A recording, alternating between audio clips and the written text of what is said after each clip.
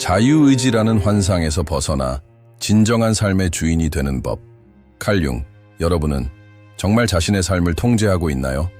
답하기 전에 잠시 생각해 보세요. 여러분의 욕망, 신념, 두려움은 스스로 선택한 건가요? 아니면 가족, 사회, 심지어 기억조차 나지 않는 과거의 경험들이 여러분에게 주입한 건가요? 우리는 모두 스스로 자유롭고 이성적이고 독립적인 사고를 통해 결정을 내린다고 믿고 싶어 합니다. 하지만 만약 이 모든 것이 정교하게 만들어진 환상이라면 어떨까요? 융은 인간의 정신에 대해 불편한 진실을 이야기했습니다.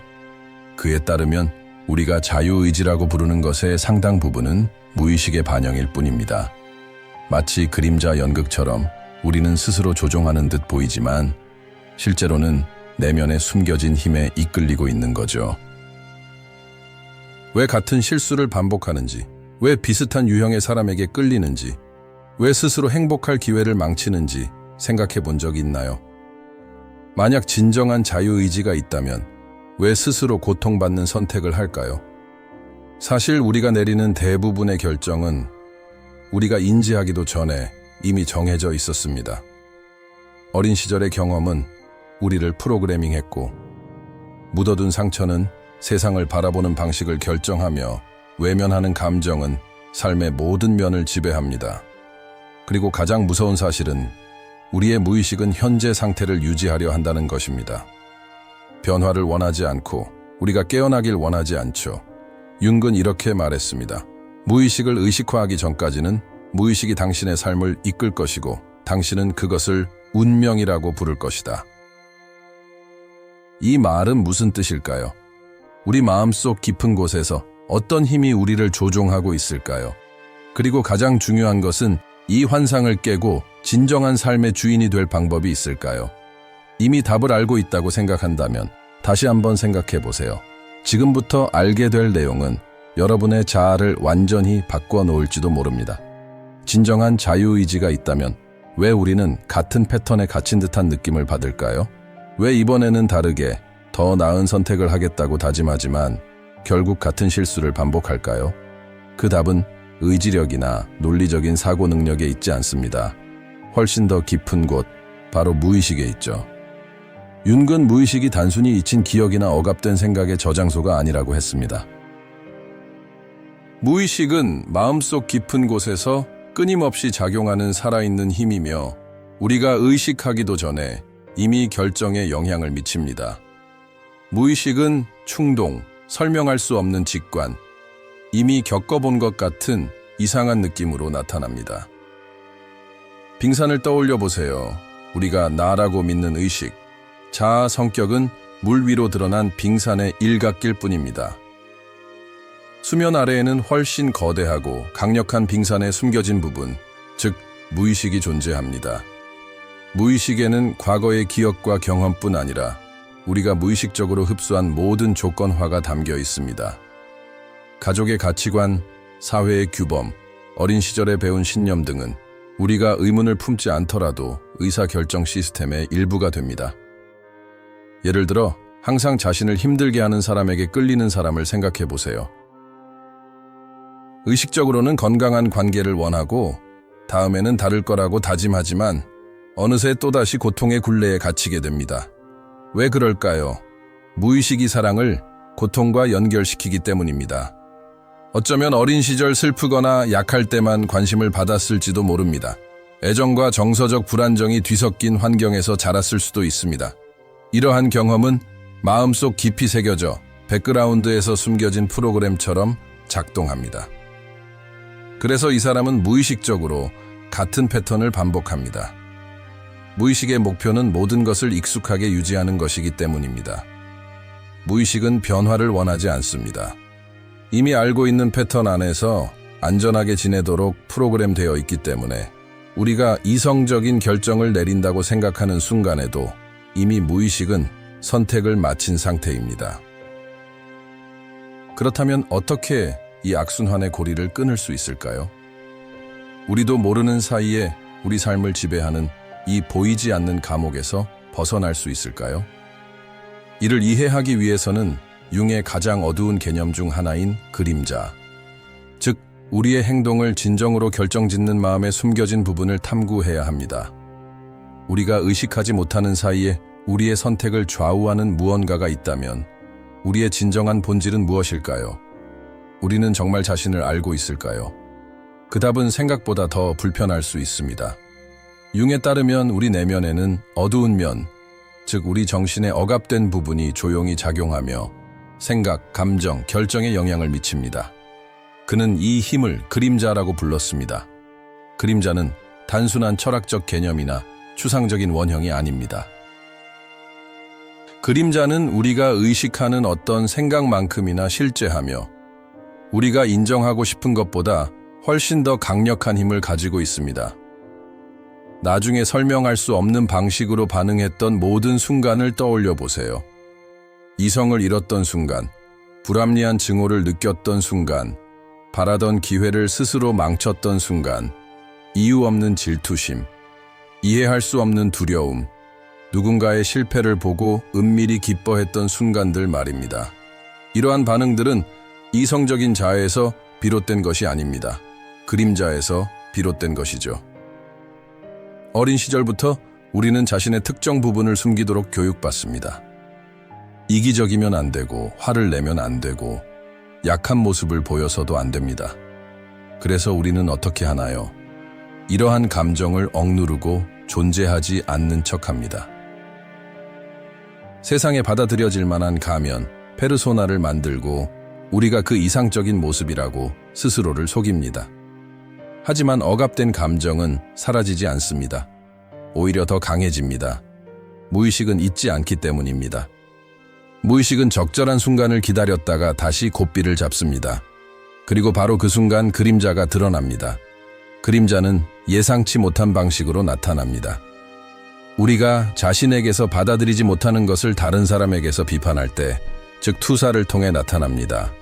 다른 사람의 특정 행동이 당신을 몹시 불편하게 만드는 것을 본 적 있나요?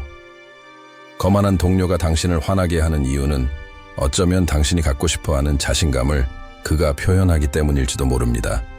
충동적인 사람이 당신을 화나게 하는 이유는 어쩌면 당신이 항상 욕망을 억누르도록 교육받았기 때문일지도 모릅니다.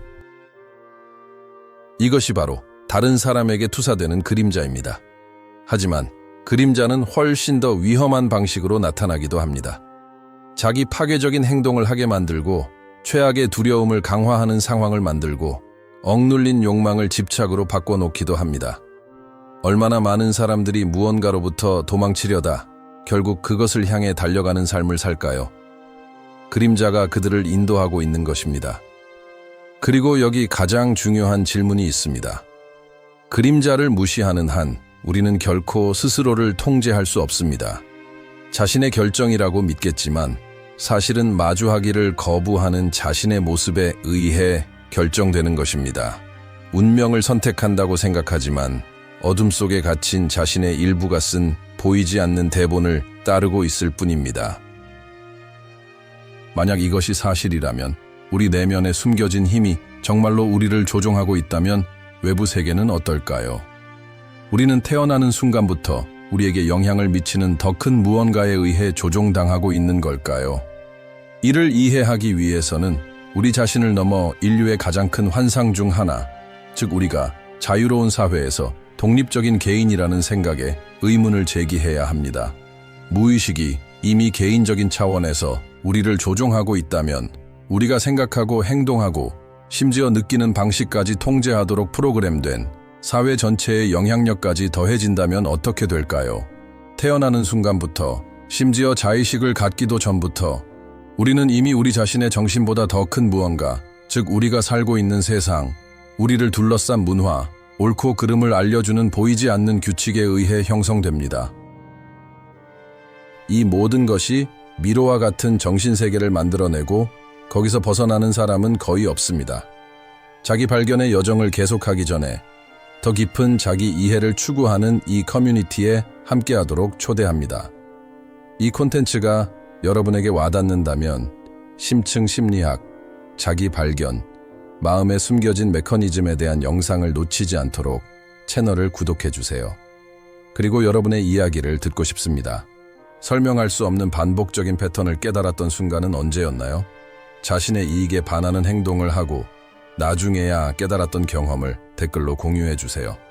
여러분의 경험은 다른 사람들에게 길을 밝혀줄 수 있으며 우리가 함께 정신의 어두운 면을 탐구할 수 있는 커뮤니티를 만들 수 있습니다. 잘 생각해 보세요. 여러분의 신념은 스스로 선택한 건가요? 아니면 가족, 학교, 미디어, 종교를 통해 주입된 건가요? 어린 시절부터 우리는 특정 규범에 순응하고 특정 행동을 피하고 특정한 것을 원하도록 교육받습니다. 안정적인 직업, 멋진 집, 사회적 인정을 원하는 것은 타고난 욕망이 아닙니다. 이러한 생각들은 우리도 모르는 사이에 주입된 것입니다. 우리는 이러한 것들을 원하는 것이 정상이라고 믿지만 거의 아무도 묻지 않는 질문이 있습니다.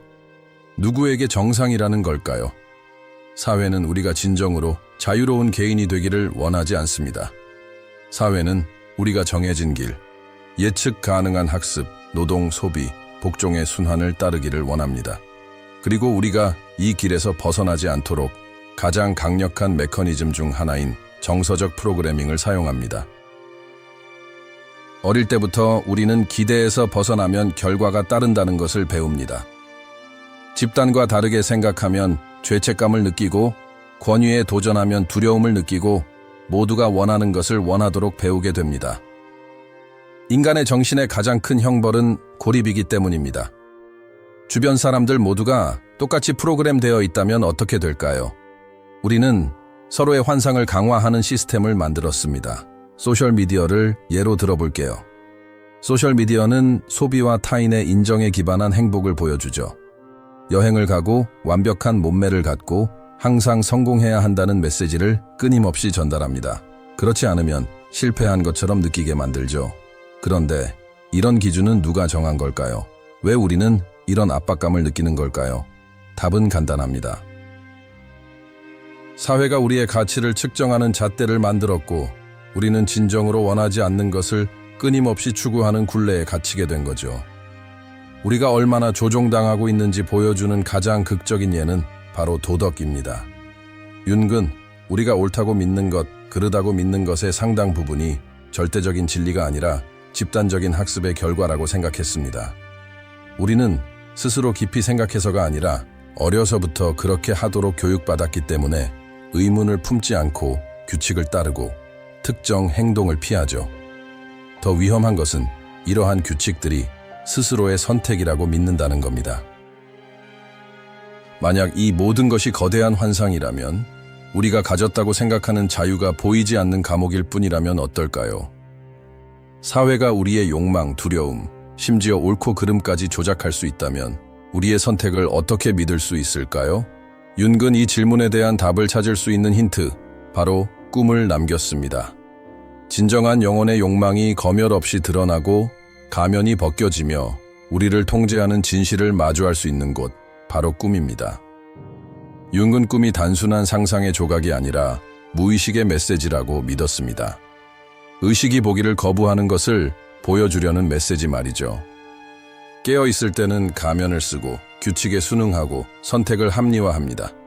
하지만 잠들면 진실이 수면 위로 떠오릅니다. 여러분의 꿈을 떠올려 보세요. 이상한 꿈을 꾼 후 대체 무슨 뜻일까? 라고 생각한 적이 얼마나 많았나요? 출구를 찾지 못하고 계속 같은 자리로 돌아오는 미래 갇힌 꿈을 꿨을 수도 있고 무엇인지 모르는 대상에게서 도망치는 꿈을 꿨을지도 모릅니다.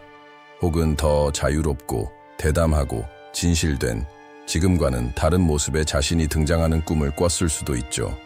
이러한 꿈들은 단순한 망상이 아닙니다. 무의식이 보내는 암호화된 메시지, 깨어있을 때는 보고 싶지 않거나 볼 수 없는 것을 보여주는 상징입니다. 윤근 꿈을 통해 우리가 억압한 욕망과 두려움이 드러난다고 말했습니다. 그림자 속으로 숨겨진 우리의 모습, 부정하는 충동, 묻어둔 트라우마, 받아들일 준비가 되지 않은 진실들이 꿈을 통해 드러납니다. 평생 착하고 절제된 사람이 되려고 노력하지만 꿈에서는 충동적이고 공격적이거나 심지어 금기시되는 행동을 하는 꿈을 꾼다고 상상해 보세요. 이 사람이 나쁜 사람일까요? 아닙니다. 억압되었던 그의 심리적 요소들이 표출되고 인정받기를 원하는 것입니다. 꿈은 우리를 움직이는 진실을 비추는 거울입니다. 자신의 일상에 만족하지만 끊임없이 길을 잃는 꿈을 꾼다면 변화에 대한 깊은 욕구를 억누르고 있을지도 모릅니다. 깨어 있을 때는 이성적인 모습을 자랑하지만 꿈에서는 강렬하고 통제되지 않는 감정에 휩싸인다면 자신의 중요한 부분을 억압하고 있을 가능성이 높습니다. 무의식은 거짓말을 하지 않습니다. 항상 표현할 방법을 찾아냅니다. 하지만 가장 두려운 사실은 꿈을 통해 우리의 선택이 진정한 우리의 선택이 아님을 깨닫게 된다는 것입니다. 길을 따라가다가 어디로 가는지 모르는 꿈, 문은 많지만 나갈 수 없는 낯선 집에 갇힌 꿈을 꾼 적이 있나요? 이러한 이미지들은 현실에서 우리가 어디에서 왔는지도 모르는 익숙한 굴레에 갇혀 의문 없이 주어진 방향대로 살아가는 모습을 보여주는 은유입니다. 그렇다면 질문은 이것입니다. 꿈이 우리의 진정한 욕망과 두려움을 보여주는 창이라면 이러한 지식으로 무엇을 할 수 있을까요? 이 상징적인 언어를 사용하여 우리 삶을 되찾을 수 있을까요? 윤근 인간 존재의 가장 중요한 과정, 하지만 감히 따르는 사람이 거의 없는 과정, 바로 개성화 과정에 그 답이 있다고 했습니다. 지금까지 들은 모든 것이 사실이라면 여러분은 진정으로 자유로웠던 적이 없습니다. 여러분의 선택은 무의식의 영향을 받았고 믿음은 사회에 의해 형성되었으며 숨겨진 욕망은 잠들었을 때만 드러납니다. 자유의지가 환상이라면 우리는 통제할 수 없는 힘에 갇힌 꼭두각시처럼 살아가야 할까요? 융은 그렇지 않다고 믿었습니다. 보이지 않는 굴레에서 벗어날 방법이 있다는 것을 알고 있었지만 그 길은 쉽지 않습니다. 가장 어려운 진실, 바로 자기 자신에 대한 진실을 마주해야 하기 때문입니다. 이 과정을 개성화라고 합니다. 개성화는 우리의 모든 심리적 요소를 통합하는 과정입니다.